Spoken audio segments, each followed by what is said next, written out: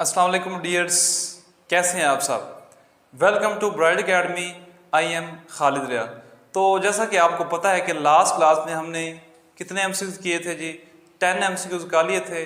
तो आज हम एमसीक्यू नंबर 11 से स्टार्ट करते हैं चैप्टर। चलिए जी देखिए एमसीक्यू नंबर 11 फिर velocity of projectile at maximum height attained when projected with velocity we i is. यानी बेटा ये इंपॉर्टेंट एमसीक्यूज है प्रोजेक्टाइल रिलेटेड से मतलब एम कैट और ई कैट में बहुत ज़्यादा क्वेश्चन पूछे जाते हैं। तो चलो जी हम देखते हैं। वो ये कह रहा है कि एक प्रोजेक्टाइल जो है, लेट्स सपोज कि एक फुटबॉल है, उसको आपने क्या किया जी, ये आपका एक्स एक्सिस और ये क्या जी वाई एक्सिस, आपने उसको किक लगाई, ठीक होगी। लेट्स सपोज कि आपने किक लगा दी, तो ये ऐसे किया। अब देखिए ज़ाहिर बात इसने थीटा एंगल कवर किया। अब स्टार्ट की इसकी वेलोसिटी जो होती है उसे हम क्या कहते हैं, वी आई वेलोसिटी। अब आपसे पूछ ये रहा है, वो ये कह रहा है कि जब ये मैक्सिमम हाइट पे पहुंच गया है तो फिर इसकी वेलोसिटी बताएं कि जो इसने अटेन किया है। तो बेटा देखें जब ये मैक्सिमम हाइट पे पहुंच जाता है तो इसकी डायरेक्शन जो है अलॉन्ग टेंजेंट ये हो जाती है। इट मीन्स कि इसमें जस्ट वी एक्स होता है और वो क्या होता है जी, V I cos of theta. और जो वी वाई बेटा होता है वो क्या होता है जी, जीरो होता है, क्योंकि ये अलॉन्ग एक्स एक्सिस ही है। अगर हम यहाँ पे बात करें जब इस पॉइंट पे होगा तो इसकी डायरेक्शन यू बनेगी। तो तब बेटा देखिए इसमें इसका जो एक्स कंपोनेंट भी है और वाई भी है, यानी ये वाई वेलोसिटी इधर है और इस तरफ जो है एक्स वेलोसिटी है, ये वी एक्स है और ये क्या जी वी वाई है। लेकिन यहाँ पे जब आएगा तो वी वाई जीरो हो जाएगी, जस्ट वी एक्स रह जाएगी और वो इक्वल हो जाएगी वी आई कॉस थीटा। चूँकि हमने ये पढ़ा है कि एयर को हमने निगलेक्ट किया हुआ है। जब एयर को निगलेक्ट करते हैं तो हमारे पास हमने कहा था कि वेलोसिटी का जो हॉरिजॉन्टल कंपोनेंट यानी वी एक्स है उसकी वैल्यू क्या रहती है, जो इनिशियल कंपोनेंट की होती है। यानी देखिए यहाँ पे इसको मैं अगर रिजॉल्व करूँ तो इनिशियल कंपोनेंट की वैल्यू इसकी है जी वी आई कॉस थीटा और इसकी क्या है जी वी आई साइन थीटा। वर्टिकल कंपोनेंट की वैल्यू जो है वो चेंज होती जाती है, लेकिन हमने देखा है हॉरिजॉन्टल कंपोनेंट जिसकी वैल्यू इनिशियल भी वी आई कॉस थीटा और एट द एंड वो वी आई कॉस थीटा ही रहती है। तो आप जरा ऑप्शन देखते हैं, ऑप्शन में क्या कह रहा है आपसे। फर्स्ट में लिखा हुआ कि v x equal to we I sine theta, तो वो तो हो नहीं सकता। यहाँ पे मैक्सिमम हाइट पे तो वी एक्स वी आई कॉस थीटा ही होती है। अब V H is equal to we I cos theta, यानी वी एच से मुराद है कि वी वाई की बात कर रहा है, तो वो वी आई कॉस थीटा नहीं होती, बल्कि वो तो उस वक्त जीरो हो जाती है, क्योंकि बॉडी जो है वो ऊपर जाना जो है वो रुक गई है, ऊपर की तरफ जाना रुक गई है, वैसे तो आगे जा रही है इस कंपोनेंट की वजह से। कुछ बच्चे कंफ्यूज होते हैं कि ये रुकने का क्या मतलब, रुकने का मतलब ये कि वर्टिकली जाना रुक गई, इसका वर्टिकली कंपोनेंट जीरो हो गया लेकिन हॉरिजॉन्टली आगे जा रही है। अब जैसे जैसे आगे आएगी ये फिर नीचे आती जाएगी, इस पे जो वर्टिकल कंपोनेंट वी वाई फिर एक्ट करना शुरू कर देगा ड्यू टू ग्रेविटी। तो ये ऑप्शन भी नहीं हो सकता फिर बी। अब सी देखें, सी वो कह रहा है जीरो, तो ये पॉसिबल है क्योंकि जब तक हम डी नहीं देख लेते। तो डी में क्या जी वी आई है। तो बेटा देखिए यहाँ पे जो हमारे पास जो ऑप्शन होगा, या तो हमारे पास velocity we I cos theta हो सकती है, जीरो हो सकती है। तो इट मीन्स कि फिर वी आई कॉस थीटा वाला तो कोई बात नहीं रहा, क्योंकि v x equal to we I cos theta हो तो फिर ये ठीक होना था। इट मीन्स कि फिर हमारे पास जीरो आएगी उसकी, जो बेसिकली ये वर्टिकली के बारे में पूछ रहा है। तो आपके पास ये क्या बनेगी जीरो। अगर वर्टिकली के बारे में उसने मेंशन यहाँ पे नहीं किया लेकिन क्लियर नजर आ रहा है, बाकी ऑप्शन उसने उल्टे दे दिए, इसलिए फिर यही सही ऑप्शन होगा सी जीरो। बेटा देखिए अगला देखिए, a body falling freely strike the ground in 5 second, distance covered by it in 5 second is. बहुत इंपॉर्टेंट एमसीक्यूज है।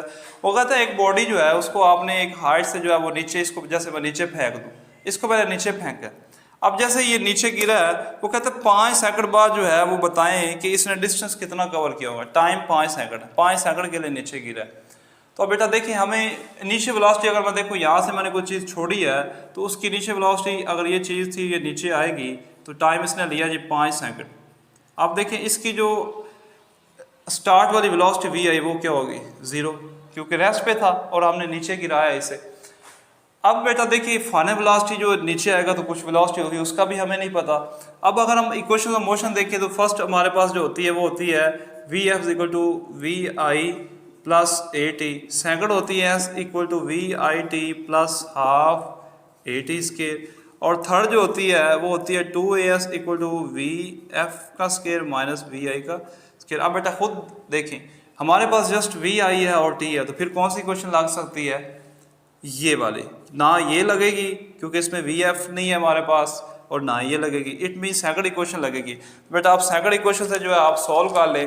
तो देखिए आपके पास, आप देखें आपके पास एस जो है वो कितना है जी, एस आपने फाइंड करना है जितना उसने डिस्टेंस कवर किया है। अब देखिए वी आई जीरो है तो इट मीन्स ये वी आई जब जीरो होगा तो ये पूरा हो जाएगा जीरो, में डायरेक्ट कर रहा हूँ, और हाफ, और एक्सेलरेशन चूंकि ग्रेविटेशनल एक्सेलरेशन है तो वो जी हो जाएगा, ए इज इक्वल टू जी हो जाएगा, और वो होता है 10 या 9.8 ले लें आप, 9.8 और मल्टीप्लाई बाई टी स्केयर, तो टी जो है वो 5 है तो 5 का स्केयर कितना हो जाएगा 25।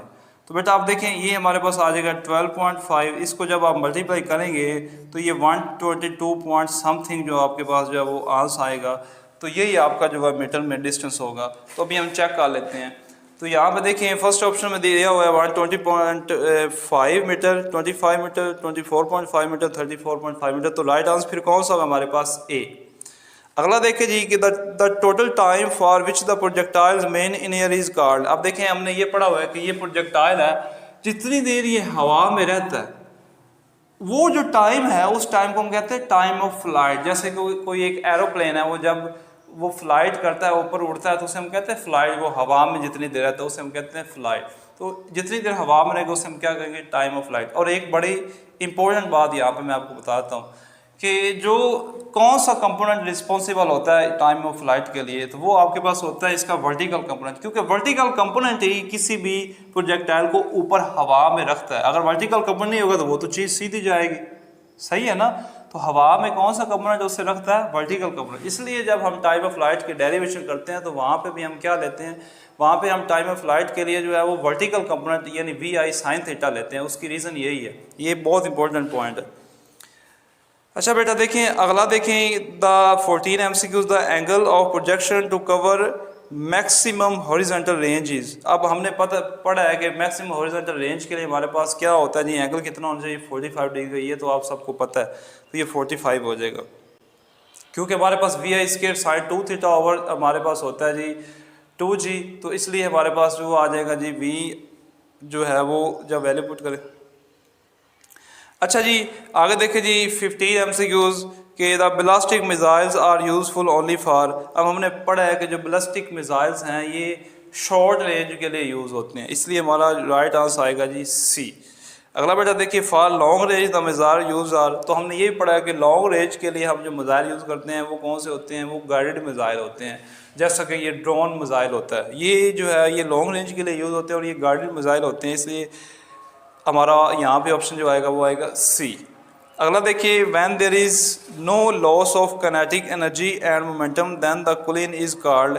जब काइनेटिक एनर्जी और मोमेंटम में जो है वो कोई लॉस नहीं होता तो हम उस कूलिंग को क्या नाम देते हैं, उसे हम कहते हैं elastic cooling. Basically in elastic में भी जो मोमेंटम है वो तो कंजर्व रहता है, फ़र्क इसमें आता है काइनेटिक एनर्जी में। अगर काइनेटिक एनर्जी कंजर्व रहेगी तो आपने क्या देना है कि वो इलास्टिक है, अगर नहीं रहेगी तो फिर इलास्टिक है, बाकी चीज़ जो मर्जी है ठीक हो गया ना, बाकी कंजर्व भी रहती है, टोटल एनर्जी भी कंजर्व रहती है। तो काइनेटिक एनर्जी की बेस पे हम बताते हैं कि इलास्टिक कूलिंग है या इनइलास्टिक है।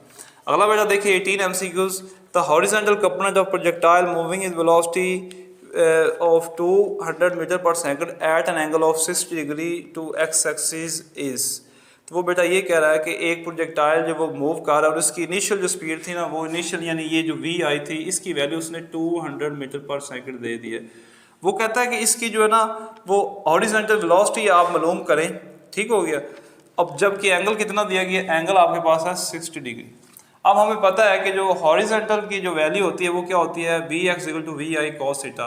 तो बेटा यहाँ पे मैं सॉल्व कर देता हूँ। अब वी आई की वैल्यू 200 दी हुई है और कॉस 60 डिग्री, तो बेटा कॉस 60 डिग्री जो होता है ना इसकी वैल्यू होती है ये 200 और cos 60 डिग्री की वैल्यू होती है 1/2, तो ये काट जाएगा तो ये हमारे पास आ जाएगा 100। तो ये 100 जो है 100 मीटर पर सेकंड जो है इसकी वेलोसिटी होगी, ठीक हो गया। तो यहाँ पे ऑप्शन हमारे पास आएगा जी ए। बेटा 19 MCQ देखें a body moving with an acceleration of 5 metre per second, यानी एक बॉडी जो मूव कर रही है उसका एक्सेलरेशन जो है वो कितना है जी 5 मीटर पर सेकंड है, और वो ये कह रहा है कि उसकी जो वेलोसिटी है स्टार्टिंग वो क्या है 10 मीटर पर सेकंड है, और वो कहता है कि वो 10 सेकंड के लिए जो वो मूव करती है तो 10 सेकंड बाद उसने कितना डिस्टेंस कवर कर लिया। तो बेटा इट मीन्स कि आपको एक्सेलरेशन की वैल्यू दे दी गई है वो है 5 मीटर पर सेकंड स्केल, और बेटा आपके पास जो वेलोसिटी है उसकी वैल्यू है जी वी आई जो स्टार्टिंग दी गई है वो 10 मीटर पर सेकंड है, और आपके पास बेटा टाइम जो है वो 10 सेकंड है। अब देखिए सिंपल है, जब ये डाटा होता है तो हम कौन से लगाते हैं, फिर सेकंड इक्वेशन लगाएंगे v i t plus half a t scale. बेटा देखें वी आई की वैल्यू कितनी है आपके पास, वो है 10 और टाइम आपके पास है जी 10 प्लस हाफ। एक्सेलेरेशन की वैल्यू बेटा है 5 और क्रॉस टी 10 है तो ये 100 हो जाएगा बेटा, तो ये इससे काट जाएगा तो 50 और जो है 5 कितना हो जाएगा 250 और 250 और प्लस 100 कितना हो जाएगा 350 मीटर। तो ये बेटा जो है हमारे पास राइट आंसर होगा। तो यहाँ पे हमारा जो राइट आंसर है वो कौन सा है जी, फिर सी। ठीक हो गया। अच्छा बेटा देखें 20 MCQ देखिए, वो कह रहा है कि एक बॉल जो है वो आपने ड्रॉप किया है 4.2 मीटर की हाइट से, और वो कहता है कि अगर उसकी किनेटिक एनर्जी में कोई लॉस नहीं हुआ तो बताएं कि वो वापस कितनी हाइट पे दोबारा आएगी। तो डेफिनेटली ये इलास्टिक प्लेन होगी, क्योंकि किनेटिक एनर्जी में लॉस नहीं है तो उतने ही डिस्टेंस पे वो वापस आ जाएगी। जैसे आप एक जो टेनिस बॉल को फेंकते हैं तो अगर वो फेंकने के बाद दोबारा आपके हाथ में वापस आ जाती है उतने डिस्टेंस पे, इट मीन उसकी किनेटिक एनर्जी लॉस नहीं। तो किनेटिक एनर्जी लॉस्ट होने का ना होने का मतलब यही है कि आपकी जो हाइट है वो दोबारा फिर उतनी अटेन हो जाती है। इट मीन्स कि इसकी हाइट फिर क्या होगी जी 4.2 मीटर होगी। तो बेटा आज के लिए जो है हम 20 MCQ तक करेंगे, क्योंकि यहाँ पे आपको पता है कि एक एक MCQ पे काफ़ी टाइम लग जाता है, इसलिए मैंने ट्राई की है कि आपको जो है ना वो जो थोड़े थोड़े MCQ करके कराऊँ लेकिन अच्छे तरीके से हो जाए। ठीक है, तो अभी तक अगर आपने हमारा चैनल सब्सक्राइब नहीं किया तो उसको जो है वो लाजमी सब्सक्राइब करें और उसे अपने दोस्तों में शेयर करें। और एक जो है मैं बार बार आपसे बात कहता हूँ कि आप जो है वो कमेंट ज़रूर किया करें अगर आपको किसी किस्म की प्रॉब्लम है, समझ नहीं आ रही, या आप जो मुझे कोई सजेशन देना चाहते हैं तो वो बेटा जो है वो आप नीचे कमेंट ज़रूर करें। इसके अलावा अपने दोस्तों को भी बताएं। और ये जो MCQs है ये FSC के स्टूडेंट्स के लिए, MCAT, ECAT या इसके अलावा कोई जॉब्स की तैयारी कर रहा है तो उसके लिए भी ये फिजिक्स से रिलेटेड इंपॉर्टेंट MCQs है, तो आप जो है उन्होंने ये लाजमी जो है वो रेफ़र करें। Thank you.